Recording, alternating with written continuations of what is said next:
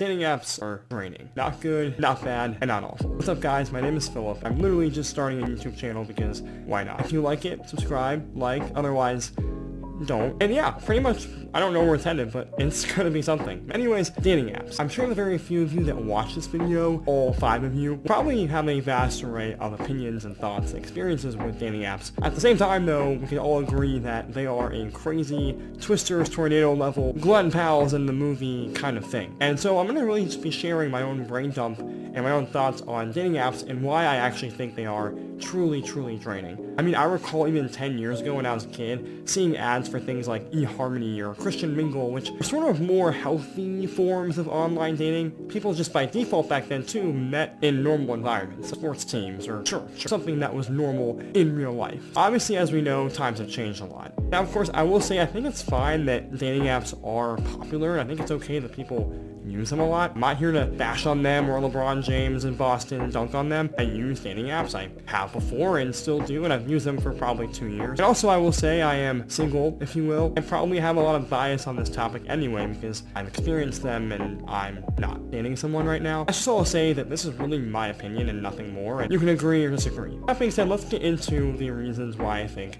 dating apps are draining. First big thing is I think that dating apps in 2024 are more like a game than they are an actual social site. I think if you asked 1,000 people why they're on dating apps today versus 10 years ago, probably find that the share of people that are using dating apps quote unquote for fun or just to hang out or because they're bored of life, it's probably going to be a lot higher for today. And that alone is frustrating, obviously, for those of us who are trying to find meaningful connections, but overall, as we know, dating apps have just become this massive play to win. I call it kind of a dopamine train, if you will. Roses, the likes, the super likes, the boosts, pay-to-play mindset that these companies want you to engage in. It's become this thing that is more of a popularity contest more than a place to actually make connections. Again, I'm saying this knowing that there are people who meet on apps who do end up working out. Again, I think the vast majority of us can all agree it's something we do for fun. It's usually something that people do because it's a game versus to actually meet someone. I know it's a lot harder to form that organic link on literally an app versus real life, which is why I myself literally have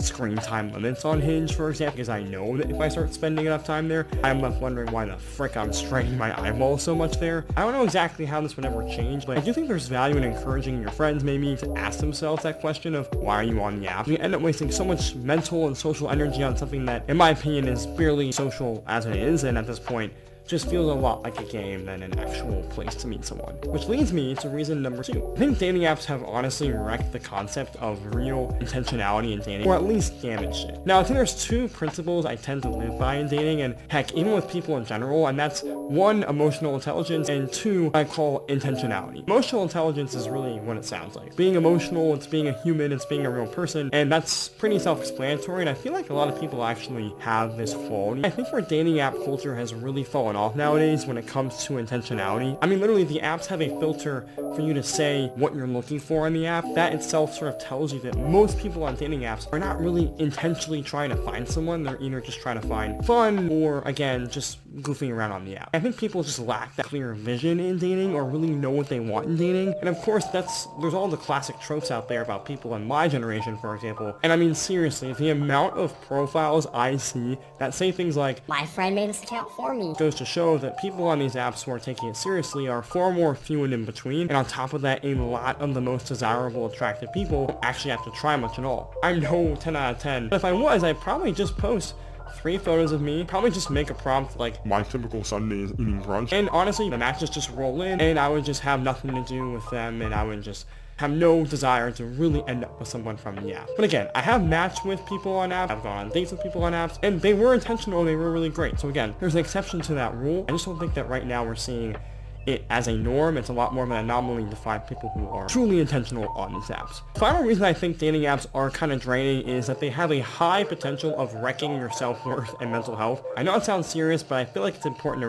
reiterate that if you know yourself well and aren't on apps swiping 24/7, you can have a balance with how much you use your screen and scroll on the apps. But just remember that these apps are literally made to addict you, just like any other social media app, and that they want you to spend a lot of time. They just want you to doom swipe over and over again until you find someone, which in a lot of cases is not going to happen. I'll also add here that the mental exhaustion that happens is just so surreal, and there's this real linkage because of that between using dating apps a lot and then honestly starting to literally hate yourself and have these false conclusions, saying things like, I'll always be alone, can never find someone, all these people are super vain and rude, and you just end up in this hamster wheel, if you will, of swiping, maybe matching, maybe dating, have it die out, and this cycle all along, you just end up feeling like some freaking useless little turtle with nothing to give. Believe me, I have been there, and honestly still I fight that feeling all the time when it comes to Hinge. It's why I sometimes end up having to take off the app from my phone. Just I get in such a bad mental state with them because I don't realize that they're not really built to be successful when it comes to dating, in my opinion, as of right now. This mental exhaustion I'm talking about, it goes for guys and girls, honestly. For dudes, we don't get any matches because, you know, ratio. While girls often end up with so many matches, they don't even know what to do. They're just having a ton of dudes in their freaking DMs. I had a friend who, once they got a couple guys' numbers, she had names like Tony who likes popcorn, or John who went to Germany. Because honestly, she was just trying to keep track of all these texts and conversations with all the matches she was getting. And it's also just causes folks to feel neglected or angry because there's so much optionality and there's just so many people on these apps that whether you're a guy or a girl, you're always going to be playing catch up with matches and trying to manage 2 to 3 people at a time. And that's hard enough when we already have normal lives that can barely maintain already. So when you're on the other side of this, you assume that that person's ignoring you, or Sabrina Carpenter style just burying your romantic soul, when really they're just unable to keep up with you, which again can falsely lead you into those negative mental patterns and really hate yourself because you just don't think to yourself the fact that they're just not able to talk to me right now. It's apps. They're just apps you check and you're not able to always keep in touch. I say all this too because this is exactly what I tend to do when it comes to the mental exhaustion piece. It's why I would often go hours or days thinking to myself, oh, why is she not responding, or why did she even match with me? And I'm not going to pretend that I have the secret sauce to cure this other than have hobbies, go to work, have things to do, and don't let random strangers on your phone, because